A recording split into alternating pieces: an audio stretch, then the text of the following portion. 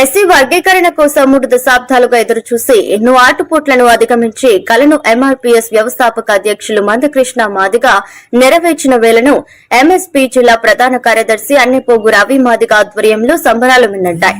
ఈ కార్యక్రమానికి ముఖ్య అతిథిగా ఎంఆర్పీఎస్ ఎంఎస్పీ జాతీయ నాయకుడు రాచపూడి ఆనంద్ మాదిగ హాజరయ్యారు. కళామండలి అధ్యక్షుడు విజయ్ మాదిగ పాల్గొన్నారు. ఈ సందర్భంగా మాట్లాడుతూ గత 3 దశాబ్దాలుగా వర్గీకరణ కోసం మందకృష్ణ మాదిగ సారథ్యంలో అలుపెరగని పోరాటంలో ఎందరో మాదిగ యువ నాయకులు ప్రాణాలు కోల్పోగా మరెన్నో జీవితాలు రోడ్డున పడ్డాయని గుర్తు చేశారు.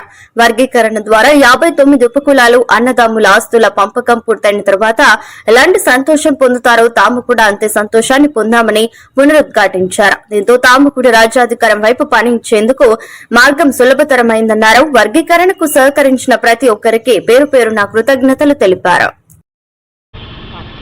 ఎంఆర్పీఎస్ ఉద్యమం మాన్యశ్రీ మందాకృష్ణ మాదిగ గారి నాయకత్వంలో 94లో ఉద్యమంను స్టార్ట్ చేస్తే 2000 నుంచి 2004 వరకు ఆర్డినెన్స్ వారే వర్గీకరణ అమలై మళ్ళీ కొట్టేయబడిన తర్వాత మళ్ళీ ఇప్పుడు పూర్తి స్థాయిలో భారతదేశంలోనే వర్గీకరణ మాన్యశ్రీ మందాకృష్ణ మాదిగ గారి నాయకత్వంలో సాధించినందుకు ఈ కర్నూలు టౌన్లోన మేము సంబరాలు చేసుకుంటున్నాం. మేము వర్గీకరణ సాధించడానికి ఈ 30 సంవత్సరాలలో ఎంతోమంది మాదిగ బిడ్డలను కోల్పోయినాం. ఎంతోమంది మాదిగ బిడ్డల జీవితాలు కూడా రోడ్డును పడ్డాయి. అయినా 30 సంవత్సరాలకు గాను ఈరోజు వర్గీకరణ సాధించినందుకు మాదిగలలోన మాదిగ ఉపకులాలలోన వర్గీకరణను సమర్థించే ప్రతి ఒక్కరిలోన సంతోషం ఎంత పెళ్లిబిగుతుందంటే చెప్పనికి ఆనందం వర్ణించలేం.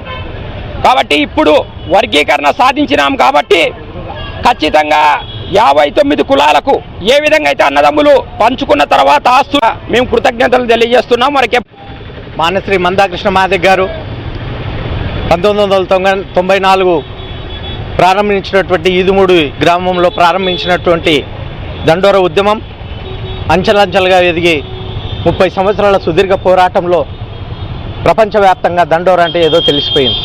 కృష్ణమాదిగ జాతీయ నాయకుడని కూడా అందరికీ ప్రతినిధికి తెలిసిపోయింది. కృష్ణమాదిగ గారు ఎస్సీ వర్గీకరణ ఏబిసిడి కోసం 30 సంవత్సరాలు ఆయన అలుపెరగని పోరాటం చేసినటువంటి యోధుడు.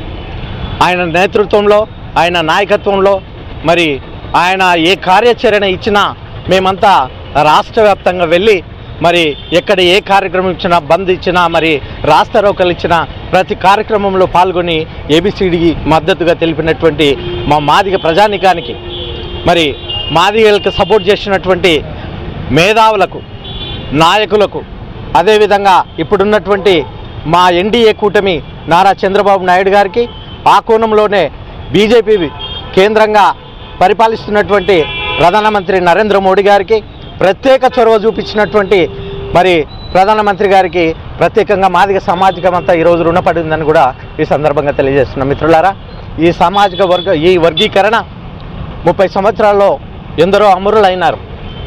ఈ అమరుల త్యాగ ఫలమే ఈరోజు ఎస్సీ వర్గీకరణ. ఎందుకంటే ఈరోజు చనిపోయినటువంటి మాదిగలు మందాకృష్ణ మాదిగ అన్న చేతిలో అన్న మేము చనిపోయినా పర్వాలేదు కానీ వర్గీకరణ మాత్రం మరవద్దని చెప్పి చేతిలో చేసి చనిపోయినటువంటి సంఘటనలు కూడా మేము కళ్ళారా చూసాం. ఆ కోణంలోనే అన్న ఆ పట్టుదలని ఆ నినాదాన్ని చేతపట్టుకొని మాదిగల కోసం నా ప్రాణమైన త్యాగం చేస్తాను కానీ ఎస్సీ వర్గీకరణ అయ్యేంత వరకు నేను అలుపెరగని పోరాటం చేస్తానని 30 సంవత్సరాలు అలుపెరగని పోరాటం చేసిన మహాయోధుడు మాన్యశ్రీ మందాకృష్ణ మాదిగ గారు. అందుకు మాదిగ సామాజిక వర్గం అంతా మాన్యశ్రీ మందాకృష్ణ మాదిగ గారి నాయకత్వాన కర్నూలు టౌన్ ఎంఆర్పిఎస్ మరియు ఎంఎస్పి నాయకత్వాన కర్నూలు నియోజకవర్గం నందలి పెద్ద పార్కు కూడలినందు ఎంఆర్పిఎస్ వర్గీకరణ విజయోత్సవ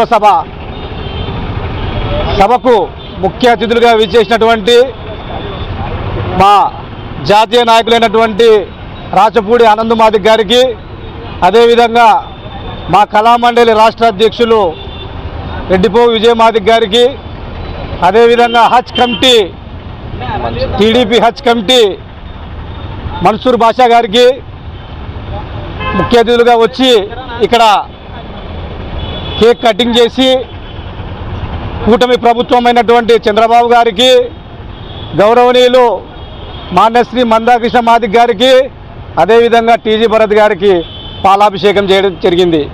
ఈ కార్యక్రమంలో పాల్గొన్నటువంటి మా టౌన్ నాయకులు నిన్నటి కార్యక్రమం నుంచి ఈరోజు వరకు పాల్గొని మన ప్రసాద్ గారు, అదేవిధంగా మన మన్మోహన్ మాదిగ గారు, ఈశ్వర్ మాదిగ గారు, రవి మాదిగ గారు, అభి మాదిగ గారు అందరూ పాల్గొని ఈ కార్యక్రమాన్ని పెద్ద ఎత్తున విజయవంతం చేసినందుకు మా ఎంఆర్పిఎస్ ఎంఎస్పి ఉద్యమ కమిటీ ద్వారా సామాజిక ఉద్యమ నమస్కారాలు తెలుపుతూ, నా పేరు అన్నెపోగు రవి మాదిగ, ఎంఎస్పి జిల్లా ప్రధాన కార్యదర్శి.